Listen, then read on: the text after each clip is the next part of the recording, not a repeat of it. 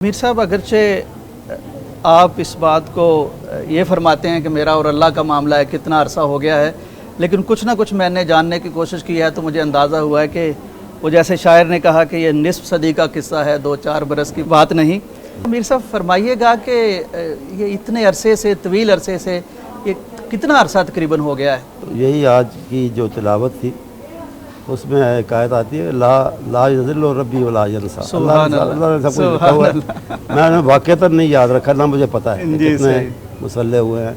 और मुझे ये पसंद नहीं है कहना कि जी 40 हो गए, 50 हो गए, 15 हो गए, 20 हो गए।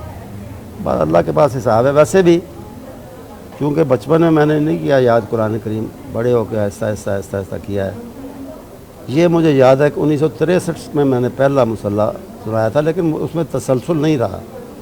कुछ अर्सा मैं नाइजीरिया रहा, उसमें कुछ इनक़िता आया, फिर वहाँ मैं कुछ दोस्तों को इकट्ठा करके वहाँ तरावी का सिलसिला शुरू किया।